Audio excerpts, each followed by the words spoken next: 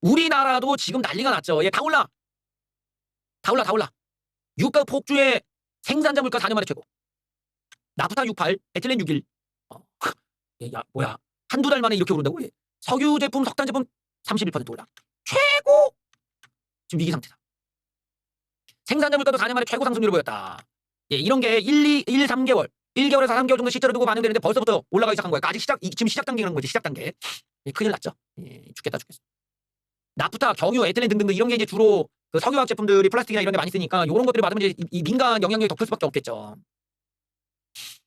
앞으로의 흐름을 가늠하기 어렵다. 예, 아빠 계속 상방 요인이 될 것이다.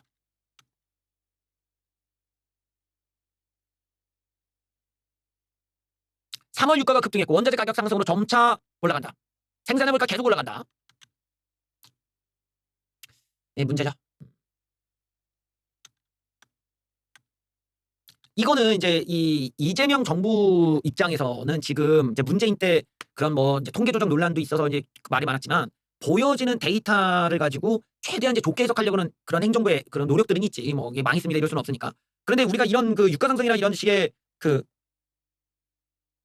이런 어떤 현상들이 유가만이 아니라 지금 뭐 비료나 알루미늄 같은 경우에 공급도 이제 못하기 때문에 이런 부분에서 나타나는 상승 효과라는 거는 시차가 있다라는 거예요. 1개월에서 3개월로 얘기했지만 이제 그 농업 분야 같은 경우는 분기 한 1분기, 2분기 정도의 차이가 또 있어. 왜냐면 얘를 심고 얘가 나와야 되니까.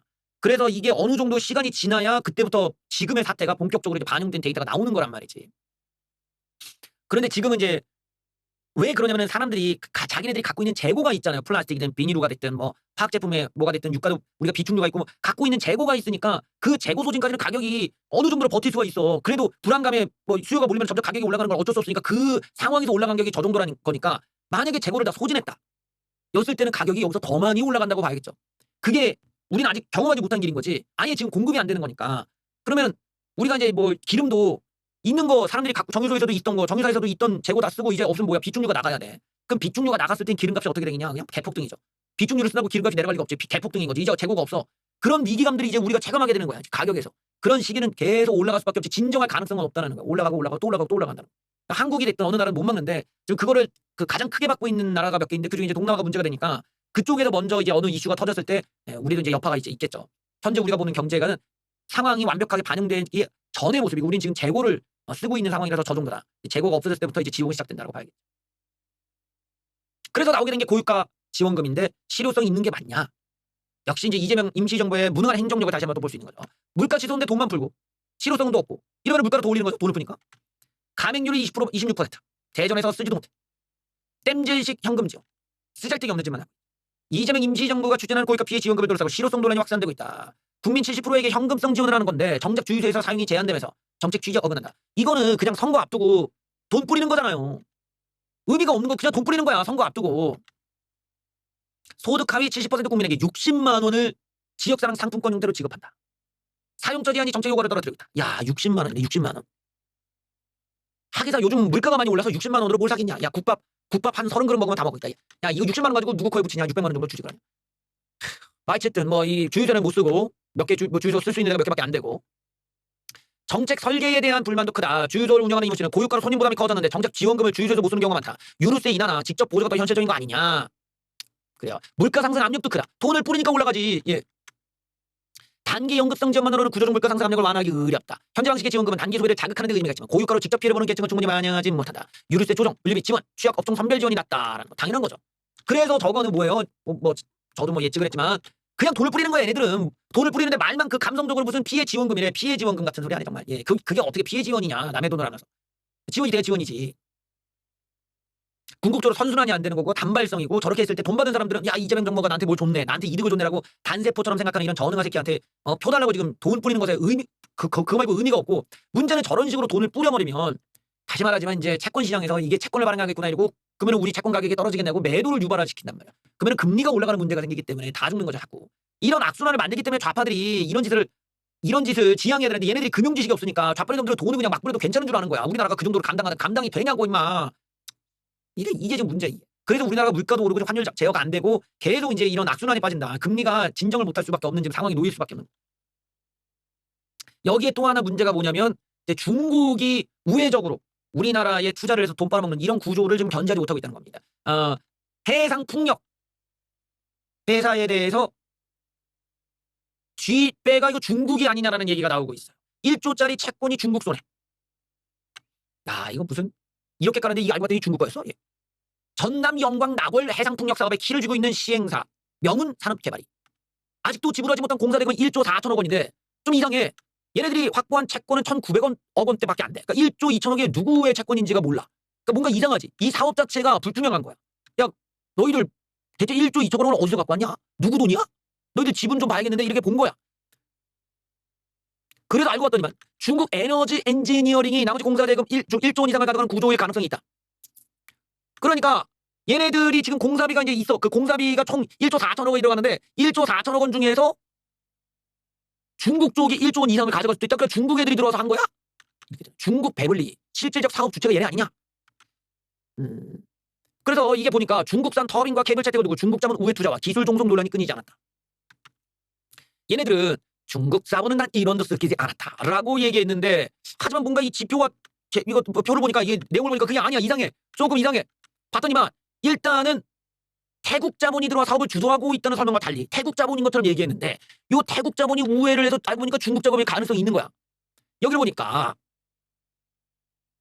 회사가 보유한 자산의 거의 전부가 갚지 않은 외상값으로 채워져 있는데 1조 5천억 중에 93%가 대금을 치르지 않은 미지급금.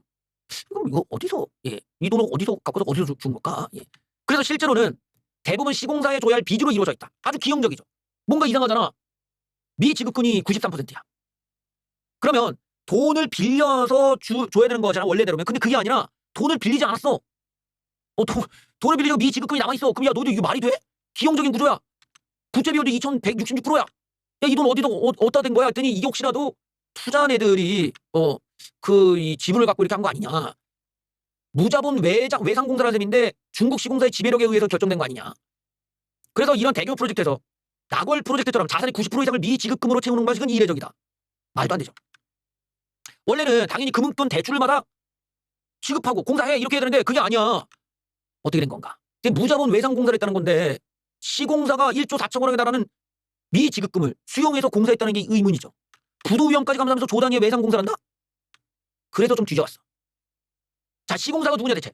이 거대한 그 미지급금을 감수하겠다는 곳이 어디냐? 명운산업개발 감사보고서 외환위험 항목을 보면 실마리가 드러난다. 회사가 보유한 화폐성 부채 통화별 구성을 보면 상당액이 중국 위안화였다. 결국에는 국내 시공대표사 간이 중국 기업체와 대규모 위안화 결제 계약을 맺었음을 시사한다. 이거는 그때 당시에 이제 공시 발표를 했던 중국 에너지 엔지니어링과도 딱 맞아떨어져. 얘네들은 한국의 해상풍력 프로젝트를 이전에 수주했다고 공식화한 적이 있어. 요 사업과 딱 아다리가 딱 맞잖아 지금. 결국에는 요 외상값이 중국 시공사에 갚아야 되는 건 아니냐. 태국 비그린파워, 그러니까 태국 회사를 내세워서 전면에는 태국 회사를 내세웠지만 그보다 더 큰 1조 2천억 원 규모의 경제적 실속은 공사비라는 명목으로 중국 기업에게 가게 돼 있다. 태국 자본을 간판으로 내세워봤어. 실질적으로는 중국 시공사가 돈을 버는 구조가 나오는 것이다. 우리나라에서 이 중국 자본에 의해 지금 저런 식으로 태양광 때부터 이야기가 됐었죠. 문재인 정부 때 태양광 회사들이 자격도 없는 뭐 이상한 회사야. 근데 갑자기 이런 애들이 뭐 국가 주도에서 이제 태양광 사업을 진행하는데 그 패널이나 뭐 이걸 사업이 다 중국산으로만 이루어져 있어. 아니 우리나라에도 태양광 업체가 있는데 중국 패널 갖고 와서 그냥 싸구려를 깔아놓는다. 거기다가 우리나라 국민 세금을 쓴다 이거야. 논란이 많았거든요. 이 중국 자본이 이런 식으로 우회적으로 들어오고 하는 데에 정부가 적극적으로 나서지 않는다. 개입하지 않는다.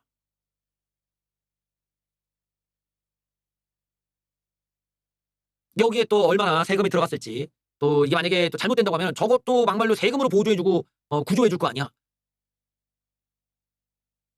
왜 못 막았을까? 이게 지방으로 갈수록 어떤 이런 취약점들이 있고 그 취약점들을 노리고 쉽게 카르텔이 형성되는 구조가 있더라는 거예요. 이거는 좌파 우파 뭐 구별 없이 지방으로 갈수록 이런 그 중국 자본에 대해서 좀 목마름을 느끼는 게 있다는 거야. 그래서 중국 애들이 한국에서 이 자본을 넣을 때 차이나타운 우리가 지어줄게, 뭐 우리가 뭐 어떤 거 지어줄게 이런 제안을 한단 말이지. 그러면은 우리 그 시 예산을 안 쓰고도 얘네들이 한다는데 땡큐 아니야? 그런 식으로 좀 진행되는 경우들이 전에 많았다. 그래서 논란도 많았고. 근데 이게 이제 최근에 이제 반중적인 정서가 많아지고 하다 보니까 여기에는 경계심이 있으니까 이제 중국이 노골적으로 그렇게 하는 게 아니라 우회적으로 태국 회사인 것처럼 하면서 실질적으로 중국 시공사가 거의 껴가지고 이걸 다 꿀꺽하는 이런 기형적 구조까지 나왔다는. 그러니까 우리가 이런 사업을 할 때에도 좀 이렇게 국내 기업들에게도 좀 기회가 많이 가고 그 안에서 순수한 어떤 한국 기술이 잘 활용할 수 있는 방법을 강구해야 되는데 사실 그렇게 안 된다라는 거지. 예. 최대한 이제 뭐 이 상황을 보면은 중국 쪽에서 어마어마한 이런 그 설계를 미리 해놓고 그다음에 너희들이 그냥 그 간판만 달아서 그냥 진행해. 그리고 서류 몇 개만 이렇게 통과만 되면은 허락만 받으면 이건 그냥 다 끝나버리는 이런 상황이니까 좀 이런 게 좀 많이 악용될 소지가 있다. 그리고 우리가 좀 이런 걸 좀 조사를 해갖고 좀 볼 필요는 있을 것 같다. 이거는 일종의 이제 그 시장에서도 기만행위가 될 수 있고 공시도 이제 틀릴 수가 있으니까 그리고 회사가 설명이 다르잖아. 투자자를 속인 것일 수도 있기 때문에 문제가 되겠죠. 어쨌든 이제 우리나라 이런 중국 자본이 우회적으로 들어오기 시작했다는 거 좀 생각을 해봐야 된다. 예전에는 노골적이었는데 이제는 감쪽같이 만드네요. 감쪽 같지 않아서 속 터지는 것도 있습니다. 국민의힘이죠. 장동혁을 대구에서도 패싱한다. 있어도 문제 없어도 문제 속 터지는 국민의힘이라는데 장동혁이 참 이제 애물단지가 됐어요. 자, 부산시장 후보인 박형준은 국회 소통관을 찾았지만 5분 거리에 있는 국민의힘 대표실은 찾지 않았다. 장동혁을 만나지 않은 것이다. 장동혁과 함께 찍은 투샷 사진을 남기지 않은 것이다. 오세훈, 김태흠, 이장우, 유정복 등 공천이 확정된 국민의힘 후보 11명도 장동혁과 함께 사진을 찍지 않았다. 공개적 만남 자체가 없고 장동혁과 엮이면 표를 얻는 게 아니라 잃는다는 인식이 강하기 때문이다. 반면 정청래 대표실은 민주당 후보들로 문전성시다. 국민의힘에서는 장동혁을 피하는 장동혁 패싱 현상이 노골적으로 벌어지고 있다. 이젠 아예 중앙당을 무시하고 후보나 권역별로 따로 선대위를 꾸리는 독자 선대위 기조가 굳어졌다. 장동혁이 군 후보들에게 진이 되고 있다. 안철수 등 지역 의원 6명. 경기도 자체 선대위를 즉시 발전하겠습니다. 보수도파 대구에서도 장동혁 지우기에 앞장서고 있다. 대구시장 예비후보 추경호는 지역별 특성을 반영한 선거운동할 거다. 박형준 시장도 부산은 지역적 특성을 바탕으로 선대위 역량을 높이는 게 바람직하다 하면서 이제 장동혁을 빼버려. 이미 크게 흔들리던 장동혁의 리더십, 지방선거 목전에 강행된 8박 10일 미국 방문으로 결정타를 맞았다. 장동혁이 어차피 한국에 있어서도 대구시장 공천 파동이나 경기지사 후보 실종 등 컨트롤하지 못하지 않았느냐. 장동혁이 미국에 가 있는 동안 외려 당이 더 평온했던 느낌이다 라고 할 정도. 장동혁이 귀국뒤 무리수를 던지다가 중도층 표심 더 멀어지가 극정이다. 오죽하면 대표를 없는 사람으로 치는 게 선거에 낫다는 말이 나올 정도. 2018년 자유한국당의 풍경에 비슷하다는 말이 나온다. 당시 홍준표 역시 유권자뿐만 아니라 후보들에게 인기가 없었고 지원 유세를 위해 지방을 찾았지만 후보들이 나타나지 않는 홍준표 배신 현상이 벌어졌다. 홍준표는 지원 유세를 중단해냈고 지방선거에 대표하고 홍준표는 물러났다. 당시 이제 홍준표가 너무 이제 막말을 많이 해가지고 뉴스에 일면에 많이 나올 때였어요. 일면에도 홍준표 막말이 오늘 뭐냐 이상한 소리 많이 하는 거. 그때 그 유여에도 그때 그런 사건 아니었나? 하여튼 뭐 그런 것처럼 홍준표 막말이 너무 논란이 많았고 당시에 대표가 왜 그러냐는데 지금 장동혁이 더 심각한 거지. 예. 장동혁 패싱을 마냥 즐길 수 있는 상황도 아니고. 참 난감하다. 예. 개혁신당과의 단일화 역시 지도부의 핵심 과제다. 지역에서 뛰는 후보들은 피가 말하는데 장동혁은 아무런 역할을 못하고 있다. 장동혁이 있어도 문제 없어도 문제라 참 난감하다. 그 오늘 놀라운 이야기가 나왔어요. 한번 보시죠. 김진태가 면전에서 좀 나가라 때렸습니다. 결자해지를 촉구하는 발언을 했습니다. 예, 김진태가 지도부를 향해 쓴소리를 하면서 여러 사람들이 지금 힘들어한다. 장동혁 너희들 때문에 가슴이 철렁 내려앉을 때가 많다며. 결자해지가 필요하다. 결국에는 이선 우태 또는 사퇴를 요구했다는 해석이 나온다. 이 장동혁 옆자리에서 이제 이게 쓰고 있었어요. 뭔가를.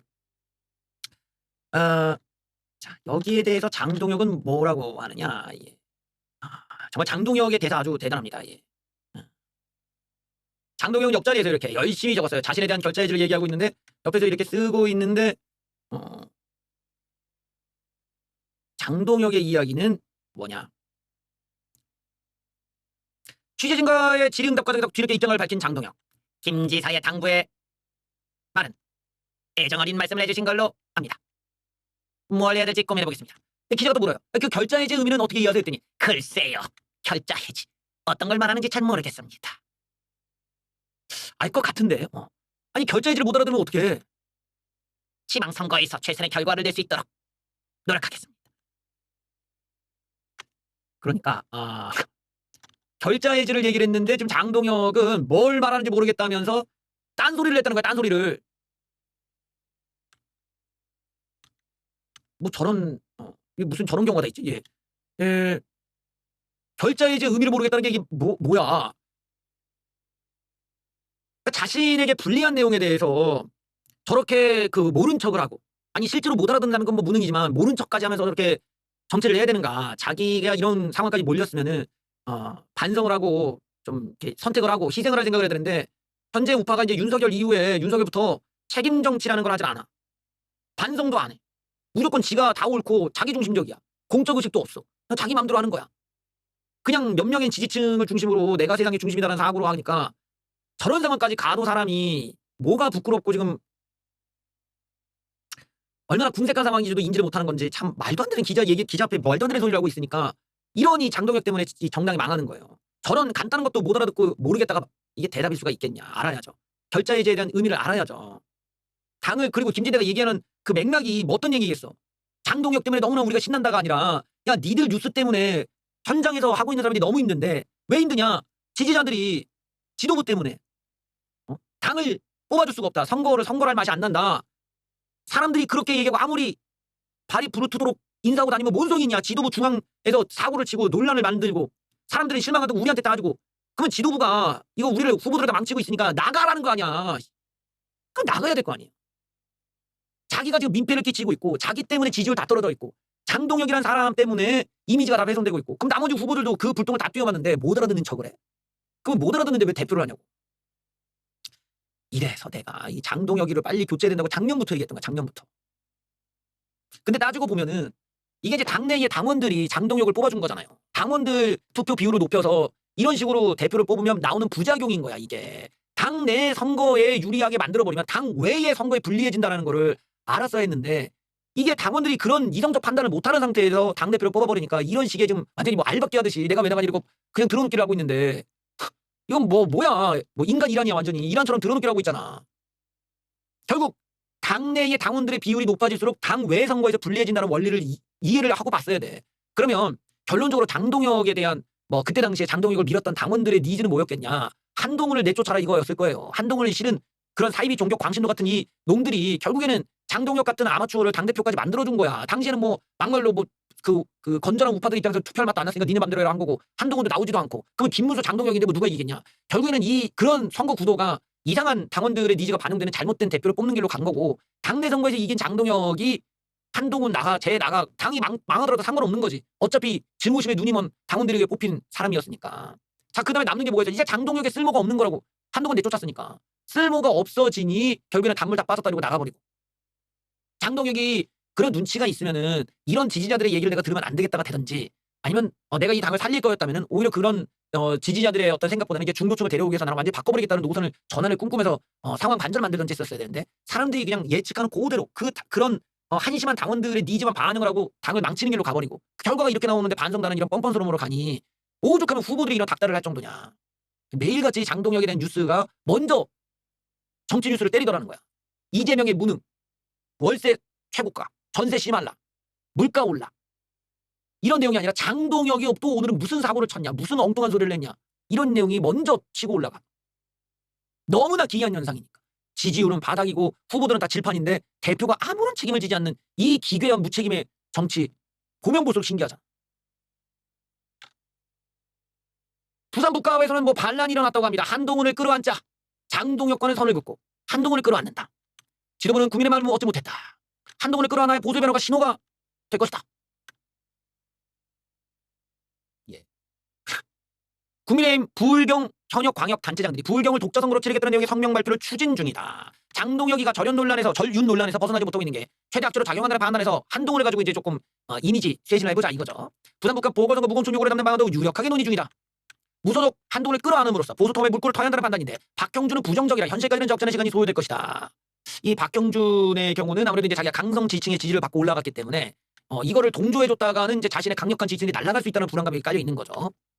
그런데 이제 박형준은 이런 식으로 그 친윤계의 그 뭐라고 할까나 이런 좀 더러운 약간 순혈이 아닌 더러운 이런 애들의 지지를 받는 거는 본인의 미래에 굉장히 안 좋아요. 그래서 박형준이 내 생각에 좀 이번 선거가 어려울 수도 있다. 왜냐면 애초에 이 사람이 조금 업적 면에서나 모든 면에서 부산에서 민심이 안 좋았는데 하필이면 이 친윤계 애들 갖다가 이제 데려오려고 하니까 그쪽과 붙어버리면서 박형준의 그동안에 쌓아왔던 이미지가 완전히 다 박살이 났거든.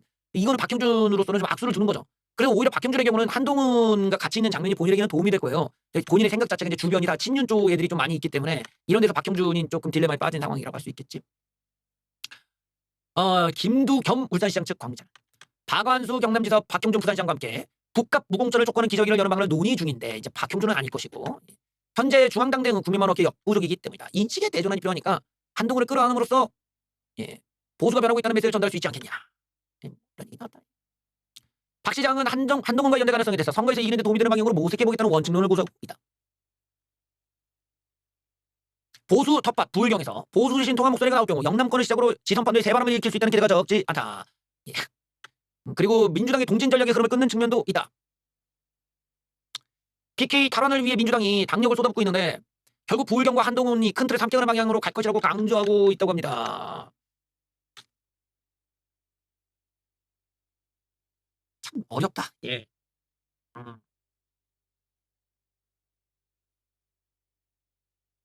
한동훈이 참 그런 면이 있어. 약간 계륵 같은 입장이지. 이 양반을 품자니 그게 또 이 사람이 그렇게 뭐 대단한 능력이 있는 것도 아니고 이 사람의 어떤 전력이나 과거를 보더라도 이게 윤석열과 크게 범주가 다르지 않는 수준인데 이거는 그냥 또 다른 윤석열을 키우는 꼴 아니냐라는 불안감이 있고 또 한동훈 주변 사람을 보더라도 죄다 뭐 좌파 출신이거나 좀 애들 완성도가 떨어지는 애들 약간 공천 거지 같은 놈들이 너무 주변에 많아. 그래서 한동훈 자체의 인사 수준도 좀 믿기가 어렵고 한동훈 약간 계륵이야 계륵. 그렇다고 얘를 버리자니 더 남아있는 친윤계들은 더 트러블 메이커니까 뭐 뭔가 이게 색깔 바꾸기도 어렵고 참 난감한 거죠. 그러니까 한동훈을 가지고 어떤 지금 이렇게 포용을 하자는 얘기 나오는 거는 일종의 이제 단기적 처방전을 쓰겠다라는 거죠. 야 우리가 너무 지금 아직까지도 윤석열 그림이 있다면 윤석열의 안티테제였던 한동훈을 끌어안음으로써 서사를 좀 만들어야 되는 거 아니냐라는 건데 이게 이제 단기적 처방이지 장기적으로 보면 진짜 한동훈이 윤석열과 다른 존재냐 검찰 비슷한 출신에 뭐 자기 마누라 컨트롤이 안 된다든지 또 주변 인사가 너무 예스맨만 있다든지 뭐 이런 구조들 그리고 이제 단순한 팬덤에 의존하고 있고 정치적 그 정무적 감각이나 능력은 상당히 떨어지는 문제들 그리고 지금도 한동훈의 나와바리도 아닌 부산에 가겠다는 게 무슨 맥락이냐는 거야. 강남에 살던 양반이 갑자기 부산에 가가지고 이것도 너무 기회주의적인 그 패턴이란 말이지. 그러니까 상당히 구태적인 정치란 말이야.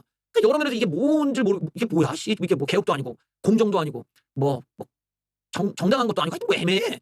이런 한동훈을 통해서 뭔가 물타기를 하자 좀 이미지 대신하자는 게 참 그 어렵고 단기적인 처방이고 오죽 이제 그 친윤과 장동혁에 대한 또 이제 불만이 많으면 이제 한동훈을 통해서라도 좀 개선이 돼야 되는 거 아니냐라고 하는데 그 효과가 진짜 크겠냐? 뭐 없는 것보다 낫겠다 뭐 이런 정도겠죠. 없는 것보다 낫겠다 정도는 지푸라기라도 잡는 심정으로 저런 이야기가 나왔다고 봐야겠죠. 예. 지금 국민의힘이 뭐 뭘 할 수 있는 게 없으니까 사실은 한동훈만 가지고 가면 약해요. 내가 자꾸 얘기하지만 저거는 시너지를 만들려면 한동훈 이준석까지 가야 돼. 한동훈 이준석까지 포함해서 이 선거 과정에서 사실은 경선 자체를 이준석 쪽과 한동훈 쪽을 데려와서 공정하게 한번 돌려보자. 그렇게 해서 가겠다고 했을 때 폭발성이 있었을 거야.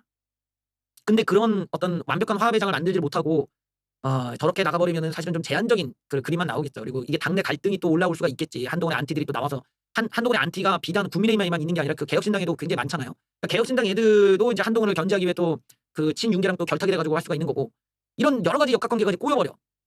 그래서 저게 뜻대로 그렇게 쉽지만은 않다. 이거는 한동훈도 그렇게 포용력이 넓은 사람이 아니었다라는 대가인 거고 이준석도 그렇게 포용력이 넓은 사람이 아니라는 것에 대한 대가인 거고 결국 이제 국민의힘이 이번 선거에서 얼마나 방법이 없으면 이제 이런 지경까지 왔는지 잘 보여주는 거죠. 그래도 뭐 없는 것보다 낫겠다. 예, 그런 생각도 합니다. 그리고 어쨌든 한동훈에 대한 징계가 그렇게 정당한 건 아니었기 때문에 좀 바로잡을 필요도 있고 그리고 그런 계기를 통해서 좀 영역을 확장해서 예, 이준석까지 포함해서 이제 한동훈 이준석까지 포함해서 다들 좀 포용할 수 있는 정치를 여는 계기가 됐으면 하는 바람이 있습니다. 둘은 사이가 안 좋더라도 당에서라도 포용하는 자세가 좀 필요하지 않을까 싶어요. 조선일보 칼럼 나왔어요. 장동영 물러날 적기다. 이 조선일보가 대놓고 이런 칼럼을 내놓을 정도니 예, 진영은 괴멸 상태인데 미국에서 해맑은 인생 커지나 쓰고 보수 지지자의 길을 잃었다. 참 너무 행복하잖아. 예. 장동혁이 물러날 때가 되었다. 이 의사당 앞 사진을 보고 그런 생각을 확실히 굳혔다. 장 대표가 그렇게 환하게 우는 것을 본 적도 없는데 맨날 찡그린 표정을 하고 있던 사람이 어떻게 저렇게 웃을 수 있는가. 보수 진영 눈에는 피눈물이 흐르고 있는데 웃음이 나온단 말인가. 보수 진영은 괴멸 상태다. 그런데 어떻게 저렇게 해맑게 웃을 수 있을까. 물러나란 말을 확인하는 게 아니라 무능에 질렸다. 야, 이 멘트 보다 무능에 질렸다. 한국 보수에게 무능은 죄다. 그렇죠. 우리는 성과 없는 사람 걸 되게 싫어하지. 이 80여 년간 누가 휴전선을 지키고 빵을 만들었나. 독재의 차떼기 정당이나 오명을 안고도 보수가 국민의 마음을 잃지 않은 건 유능함 때문이었다. 그렇죠. 이 경제발전, 이 거주를 또 집값을 안정적으로 하고 물가를 안정적으로 했다는 이런 것이 좌빨들은 그냥 건물 뭐 집값 올려 월세 올려 막 나만 쳐놓잖아. 우리는 그런 유능함이 있었죠. 장동혁의 이미 이번 방미 행보에선 그 유능함을 눈 씻고 찾아봐도 없었다. 엉뚱하고 껍데기뿐 누추함만 돌을 넘었다. 야당 대표가 겨우 차관보만 보고 왔다는데 그 뒷모습인 사진을 보고 차관보가 누군지를 얘기도 못하는 황당한 상황. 한 보수 유튜버는 장 대표를 차기 대권 주자로 보고 대우했다고 높이 평가하는데 국민을 바보로 하는 것이지. 이런 주묵구구식의 일정을 어느 국민들이 인정하겠는가. 장동혁의 리더십은 망가졌다. 공청파동의 여파로 공청위원장이 결국 물러났다. 경기도는 후보 줬다. 서울 부산 폐쇄기 짙고 경남도 위태롭다. 대구조차 격전지다. 대구가 무너지면 보수의 심장이 멈추는데 후보조차 미정이다. 국민의힘이 갈 때까지 갔다는 뜻이나 후보들은 흰색 점퍼를 입고 있다. 오히려 장동혁이 선거 현장에 오는 걸 두려워한다. 장동혁은 당대표로서 자격을 잃었다. 이미 당 지지율이 곤두박질치면서 지난해 말부터 그랬는데 그냥 버틴 것이다. 그는 극우 유튜버들과 함께 책임당원 30만의 든든한 뒷배를 믿었을 것이지만 국민의힘은 정상적 보수 정당이 아니다. 극우 숙주 정당으로 변했다. 좌파 정당이지 그냥. 다수의 보수 정당 지지자들은 길을 잃었다. 지방선거에서 국민의힘을 찍으면 장동혁이 살아날 걸 걱정한다. 애매하다 정말. 어딜 찍을지 정말. 예. 이 난관의 해결 방법은 장동혁의 사퇴에 있다. 나가라 장동혁. 보수 정당이 살려면 건전한 보수 지지층이 돌아올 물꼬를 터줘야 된다. 윤호개인파 김문수가 앞길을 막았다. 결국 이재명이 되지 않았는가. 민주당이 지방 권력마저 장악하면 대한민국의 앞날은 어떻게 되는가. 검찰은 이미 망가졌고 사법부동력도 무너졌다. 국회는 조작기소 국정조사로 정부와 함께 이재명 공소 취소에만 심혈을 기울이고 있다. 이 불법과 불의를 언제까지 견뎌야 되는 것인가. 장동혁이 사퇴할 시기다. 장동혁만 사라지면 3%가 오를 걸로 오세훈은 보고 있다. 민주당도 샤이보수를 걱정한. 큰 정치를 하려면 한 번은 크게 결단해야 된다. 스스로를 위해서도 보수와 나라를 위해서도 장동혁의 백적간도 진일보를 촉구한다. 나가! 나가!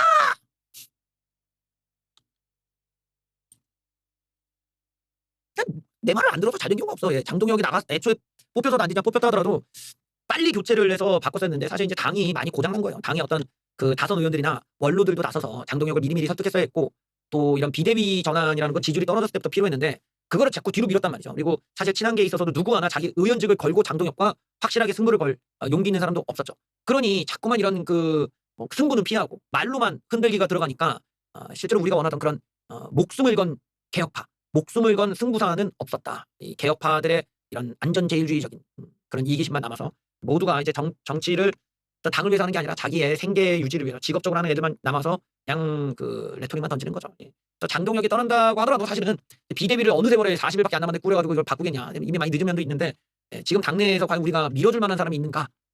그런 면에서도 사실 불안정한 면이 있죠. 이걸 이제 우리가 보면서 더더욱 절망스러운 거고요. 하여튼 언젠가 좋은 또 정치인이 또 와주길 바라면서 지금 키우기에도 부적절한 일만 남았어.